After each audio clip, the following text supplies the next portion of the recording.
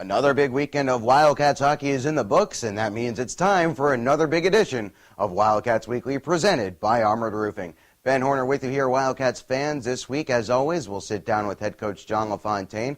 We'll also hear from forward Max Reisinger, who is getting ready to join up with the Austrian national team for the upcoming 2015 IIHF World Under-20 Championships. And, of course, we'll get you the news and notes that you need for the weeks ahead. All that and more coming your way on the other side of the break here on Wildcats Weekly, presented by Armored Roofing. Wildcats Weekly, presented by Armored Roofing, continues here. Ben Horner with you, and joining me now, as always, the man to my left, is Wildcats head coach John LaFontaine. We're putting the wrap on a big two-game sweep over the Corpus Christi Ice Rays at home last weekend. And we'll also look ahead to the longest road swing of the season upcoming, 8 straight away from the KYC for the Wildcats, starting with 2 against Rio Grande Valley this weekend. We'll touch on that. But first, let's dive into the weekend that was. John, it was a big showing by the Wildcats offense against what was a very short-staffed Corpus Christi squad. What were your main takeaways from this weekend? Well, we're consistent. If we come out in the first period and play ready and get that first goal, we usually have more success. And we had, I think we were up 3-0 both games pretty quickly, and at least by the end of the first period, and that really helped us. The guys focused on defense a lot more, and we talked about playing 60 minutes. You and I had talked that we've been playing a good 40 minutes, but that first period kind of catching up. And this weekend, maybe our best weekend of hockey, other than maybe the Topeka weekend, where our guys were committed to playing defense and playing as a team and really made it tough on the other team, and that's what our goal is. And because of that, we had a lot of opportunity offensively, and we've got some guys that can bury the puck. Saturday was unique because we didn't get as many shots as we normally do, but we had more goals. So our shooting percentage was pretty good Saturday. Yeah, that'll help the shooting percentage for sure. John, you mentioned the strong starts, and that's a nice lead into my next question. You race out to a 2-0 lead on Friday within the first 5 minutes. Max Reisinger scores 2.5 minutes in. Paul Subri picks up a goal a few minutes later. Is it fair to say that was kind of a tone setter for the weekend? Well, that line, and because they did it again kind of on Saturday, but they struggled. Their goaltending struggled. I think they were frustrated with their goaltending. They didn't get as strong a goaltending as they had been because Lindgren's playing really good for them. I think that helped us. It helped give us some confidence because we know they're a good team. We know that they were hungry. They hadn't won on the road yet, and that only goes so long for as quality team as they have. 13 wins at home. So we knew they were going to come in pretty hungry. And that first start, that first period, I think gave us a lot of jump and certainly set the tone for Subri's line of him and Reisinger and Lazarus. They had a really good game the previous Saturday, and they just kept it going throughout this whole weekend. Yeah, we'll touch on those guys a little bit later on in this interview, John. But one of the other things I wanted to spot shadow was the special teams battle this weekend. And Friday night, the penalty kill did not get off to the best start. Corpus Christi has the league's top-ranked power play heading into play this past weekend, and they score about 15 seconds into their first opportunity. And what's your reaction to that as you're on the bench? Frustrated with how quickly they scored and how they scored. And we probably spent more time this week on penalty kill against them because they run a different power play, and they're very talented. They have some very strong players on their power play, and it's one of the reasons why it's number 1 or number 2 in the league. And so we worked a lot harder, and we changed things up a little bit. And I don't know in hindsight whether it was the right thing, but just to adjust to what they do. We are actually a little more passive than we are in a penalty kill. And so when we start out that way, it was you're starting to wonder, well, did we do the right thing? As a coaching staff, should we have just kept with our aggressive penalty kill and forced them a little bit harder. But the guys after that settled in a little bit more, and they made a little bit of an adjustment in coming out just a little bit higher and not letting them get such a quality shot. We let them walk in on us really tight, and they got two quality shots before they got the goal, and the guys adjusted after that and shut them out until the third of the next game. So we were happy, really happy with our penalty killing after that first one. Yeah, absolutely. The Wildcats did kill off the next 10 power play opportunities for the Ice Rays, and that really played a big role in Saturday's contest, John. They had 3, 4, 5, and 6 opportunities in the first 2 periods on the man advantage, and I kept saying on the broadcast, you don't want to give them too many opportunities because eventually they will find one. Well, fortunately for the Wildcats, by the time Corpus Christi did find one on the power play, the Wildcats were already up 5-0, but it's just further evidence of how different that series could have played out on Saturday night were it not for the good, strong effort of the penalty kill. No, you're right. I didn't realize we had shut down about 10 in a row after that, and that second period of Saturday night's game was kind of a unique period in that we got outshot. We took penalties. We even were down 5-on-3, and before the game's over, we had 2 shorthanded goals and 2 power play goals. But that second period could have easily been, instead of us, I think we started out 3-0, could have easily been 3-3 because they had that many power play opportunities and that many chances. I thought Austin stood big for us in that second period on Saturday, and the penalty killing units, they did a really good job. Didn't give many rebounds. They got the shots from out high, but they made sure they boxed out anybody down low. And in addition, the Wildcats power play continued its hot run this weekend. They have now scored a power play goal in a franchise record 12 straight games after scoring in Friday and Saturday's contest. On the weekend, the Cats power play goes 3 for 9. That's a pretty solid 33% there, John. What did you like with the power play as they continued their hot run since a slow start in September? You know, every game it seems to be a different unit that's scoring. I think we're pretty fortunate to have three units of power play we can put out there at any time that are all pretty effective, and guys are playing, selfless. They're looking to set other guys up. We want them to shoot more, especially early on in the power plays. But we're, they're just getting used to each other.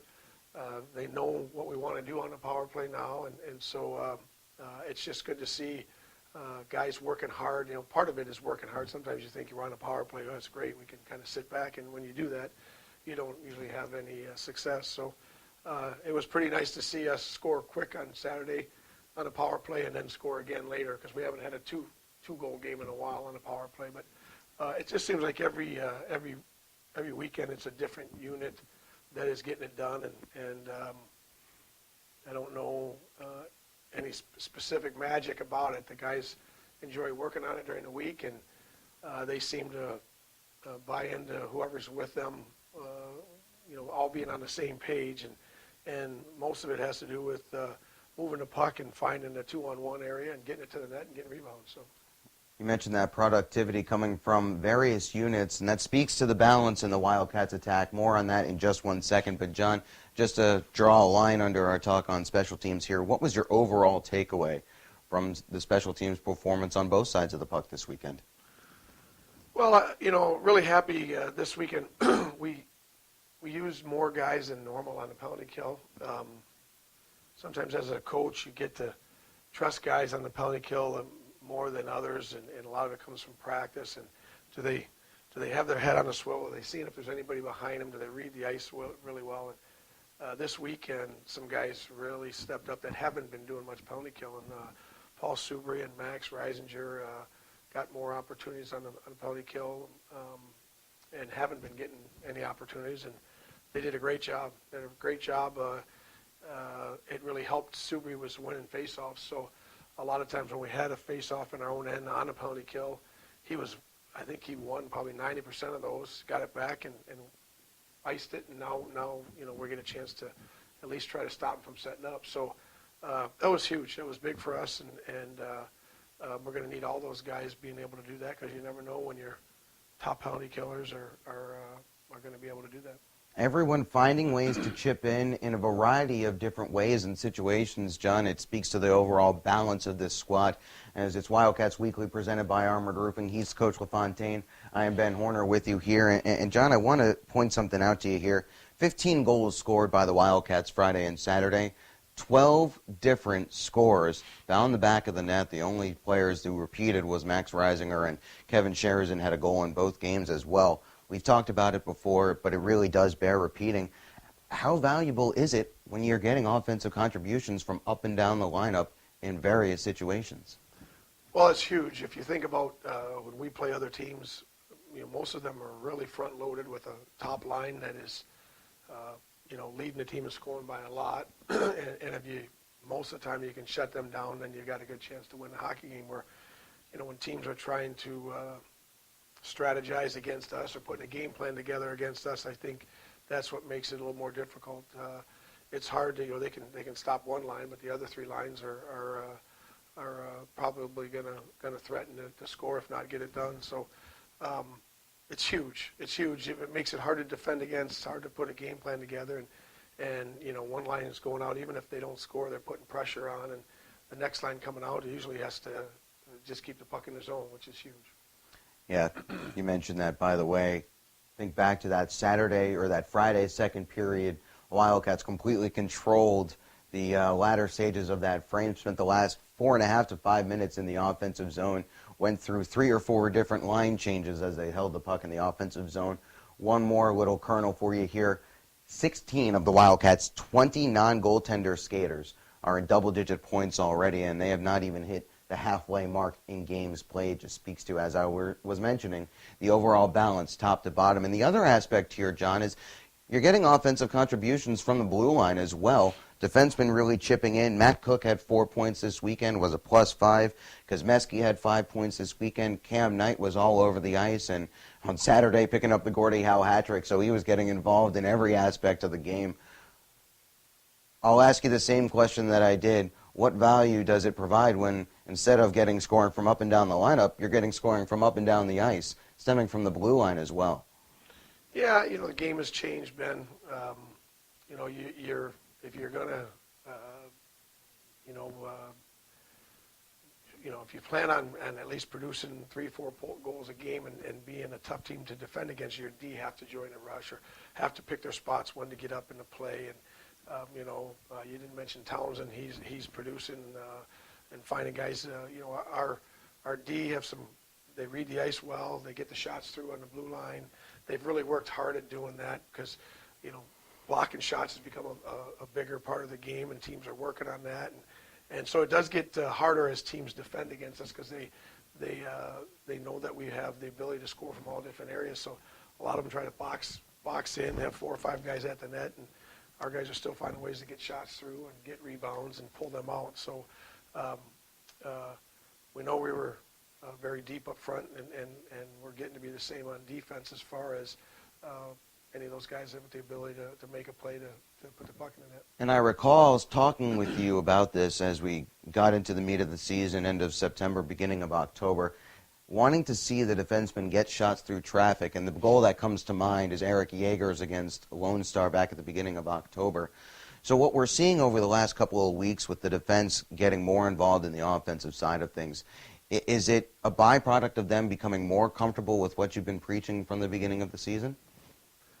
I don't know if it's that, Ben, but they've been working hard at it. They get to see some film, and they get to see, NHL guys, how do they get the shot through? What do they do differently? And they've worked on it and worked on it and worked on it. Chris has really put a lot of drills together for them in practice to practice moving with their head up, and it's not easy to do. First thing you want to do is look down when you're trying to move laterally, and you got a guy coming at you. But I think they're getting more confident in realizing they don't have to score. When they're trying to score, that's usually when it gets blocked. When they're winding up, that's usually when it gets blocked. It's just having that mindset that I'm just got to find a seam to get this through, and whether it's the middle of the net or it's somebody tipping it from the side, I just want to get the shot through instead of trying to pick that perfect play on the top shelf.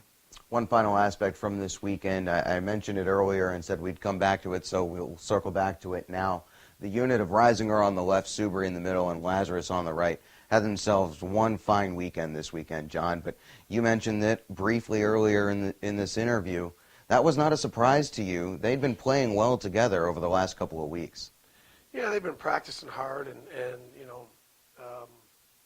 a couple guys on that line have been in and out a little bit of the lineup at times, but they never stopped working, kept working on some things that, they want to be cemented in the lineup, and they certainly have developed to a point where, holy smokes, they started Saturday's game and deserved to start and got a lot of ice time, and they deserved that. And they worked hard, they got the pucks first. They've worked on their skating. Paul Subri, used to talk about early in the year, he's got to get a little quicker and faster. Their skating doesn't look like an issue at all. He's getting the pucks. Reisinger was getting the pucks. Lazarus was getting the pucks, and they were supporting each other, and they weren't turning the puck over. They were really strong on the puck, and when you do that, you give yourself opportunities to make plays at the net, and they had a lot of shots, and they buried a lot of their chances this last weekend. Yeah, all three of those guys found their way into the goal column this weekend against the Corpus Christi Ice Rays. Reisinger leading the charge for the Wildcats attack all weekend long. 3 points on Friday night, 3 points on Saturday night. Certainly very nice to see Max post up some positive numbers. He will be gone for the next few weeks as he is representing Austria at the 2015 IIHF U20 World Championships. So very nice to see Max get some positive vibes back in his game before he headed off to join up with his country at the IIHF tournament. John, let's move on here on Wildcats Weekly, presented by Armored Roofing. We'll start talking about this weekend, and it's the start of a good long road swing for the Wildcats as they'll start off 8 straight on the road coming up here for Wichita Falls. But first, they'll get it going with a pair of games down at the Texas-Mexico border. Hidalgo, Texas will be the site of this weekend, and Rio Grande Valley, a team that has struggled on the road but has a better record at home. What can we expect from the Killer Bees this weekend, John? Well, we got to see them 2 weeks ago up here, and they were close games, low-scoring games. They work hard. They forecheck you hard. They play physical. They've got a fast team. They're not in particularly some of the bigger teams that we've played, which doesn't matter really anymore. I don't think they skate well enough, and they skate hard. So, we've watched them on film down there. They look like a different team down there. They come at you. They play with confidence. They outshot Corpus. I think they had 30-some shots on net both games 2 weekends ago when Corpus was there, and Corpus had beat them the weekend before pretty handily. So it looks like they're a different team there. I'm hearing things about their rink, their facility. The ice is a little bit soft, not an easy place to play. So we're going to have our work cut out for us, and we'll rely on some of the veterans that have played there before to help get us acclimated to what we can expect from them. But they play hard, and we're going to have to bring everything we have to be able to have some success down there. Yeah, and one thing you noticed about Rio back in that home weekend that the two teams met a couple weeks ago, seems like they like to get a lot of puck movement north and south from their defensemen.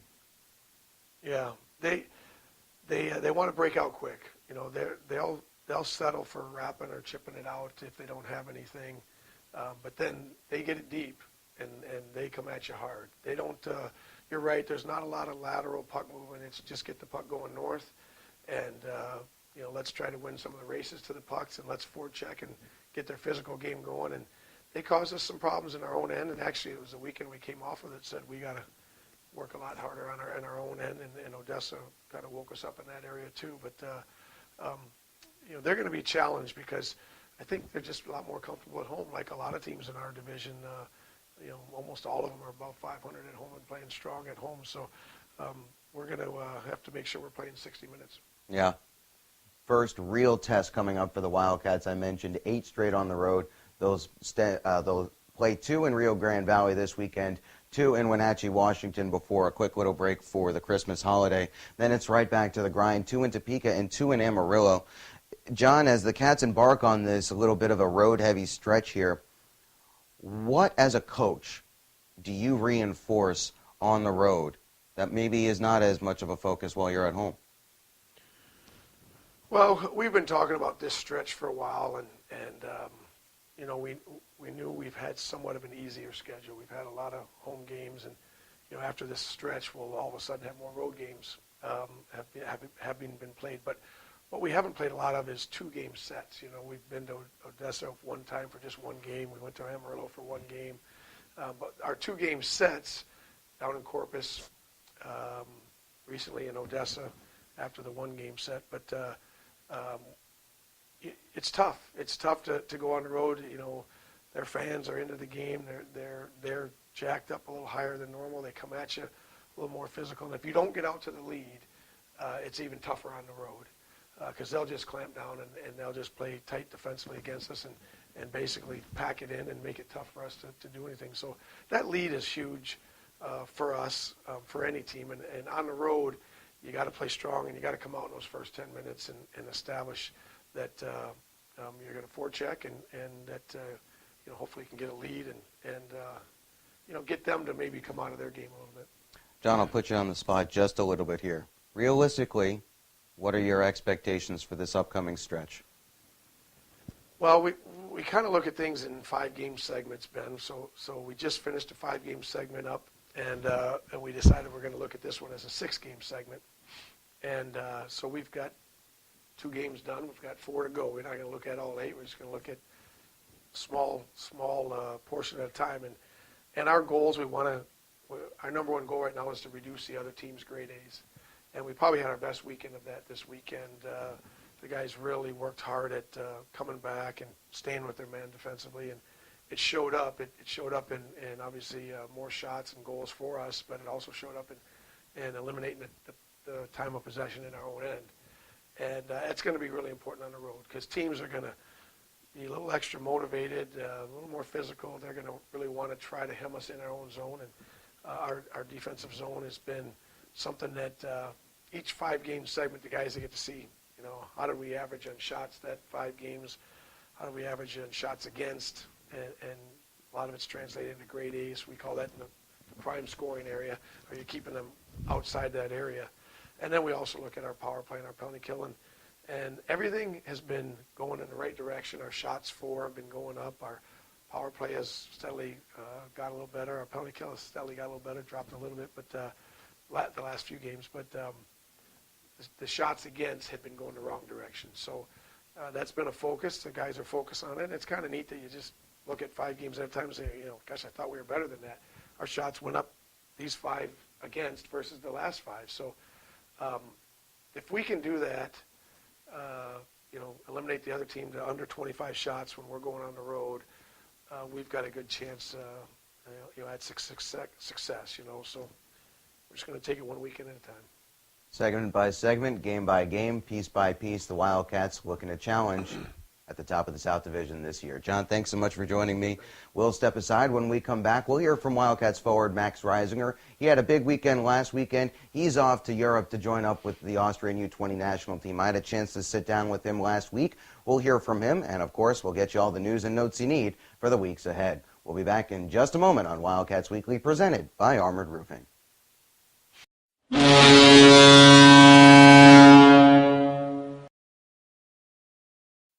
Ben Horner with you here, Wildcats fans, and joining me now is Wildcats forward Max Reisinger, who is getting set for a little bit of a European adventure here following this weekend's action against the Corpus Christi Ice Rays. Max will be heading out back to Europe to represent Austria at the upcoming IIHF Ice Hockey U20 World Championships. Max, first off, thanks for taking the time to join us. Second, congratulations on being selected to represent your country. Take us a little bit through what that feeling is like for you. First off, thank you for congratulations, and it's really exciting to be able to represent your country, and it's something to be proud of, and it's not something you get to do every day, so it's something really special. And how excited are you heading into this tournament? How are you feeling coming off this first half of the season? Coming off the season, it's been a really good start so far for the team and for me personally. So I'm feeling really comfortable and confident to bring that over to transfer that to my game to the national team. Now, Max, this is not the first time that you've represented Austria. You also represented them at the U18 World Championships in 2012. How can you use that experience a couple years ago to help you with this transition this year? Back then I was one of the youngest players on the team, and that was a really good experience for me. It was my first World Junior Championship, and I can definitely carry over a lot of the experience to the Under 20 World Championship this year, because I'm going to be one of the older guys, and then can help out the younger guys like I was back then. So, Max, you're one of only a small number of North American-based skaters selected by the Austrian team. Are you expecting any issues transferring from the smaller North American sheet back to the international ice surface? That's a lot. A lot of the time, that's a problem for players who play in the United States, if it's pro players or junior players like me. But I don't think it's that big of and it shouldn't be that big of an adjustment, and I think I'll be fine. What are you most looking forward to when they drop the puck on December 14th to open the tournament? You guys will be taking on Latvia. Obviously, the goal of the whole tournament is to win and to win the gold medal and go up to the A group. But it's all about a good start to the championship, and it's going to be a big first game, and every game's is big. Every game counts, so we got to go from game to game, and obviously the first start, we look at the first game, and then we go from there. All right, Max Reisinger and the Austrian national team will take on Latvia to open up Division I Group A play in the 2015 IIHF Ice Hockey U20 World Championships. That'll happen at noon Central Standard Time, December the 14th. Again, that is Austria against Latvia. Max, best of luck over there. Safe travels. We'll be watching and bring back that gold medal. Thank you very much. Thanks for having me. All right, fans, you just heard from forward Max Reisinger, who had a big weekend to cap off his first half of the season. He will miss the next few games for the Wildcats as he is off to Austria, as we've mentioned, to join up with the U20 national squad ahead of the 2015 World Championships in Asiago, Italy. So best of luck to Max, as we hope he'll bring back the gold. By the way, we posted the entire Austrian schedule to our website, so be sure that you check out that and follow Max in his quest to bring a gold home to Austria. So let's get you the news and notes you need for the weeks ahead here before we step aside. First and foremost, we want to thank everyone who came out to skate with Santa on Sunday. It was a great event. A lot of kids out there had a great time mingling around with the players, and that was really a great way to kick off the holiday season. And that reminds us, it's the perfect time to stock up on Wildcats gear for the holidays. We don't have any more home games in December, but that doesn't mean that you can't get all the gear you need for the holidays. From t-shirts to hoodies and jerseys, we've got great gift ideas for the Wildcats fan on your list. Give us a call in the office, 940-716-5587, or if you're local, stop by during normal business hours Monday through Friday from 9 to 5 to see all the great options and stuff those stockings. We'll also be having an expanded open skate schedule this upcoming holiday season. Stay tuned to Facebook, Twitter, and our website for full details on that one. Reminder, our next home games will be January 3rd and 6th against the Amarillo Bulls. January 6th is Church Youth Group Night. Any church youth group can call ahead and reserve group tickets for free just by calling 716-5587. Reminder, our next games will be this Friday and Saturday when the Wildcats hit the road to take on the Rio Grande Valley Killer Bees. Puck drop is scheduled for 7:30 from the State Farm Arena. I'll have pregame for you on fasthockey.com and the Wildcats Broadcast Network from 7:20.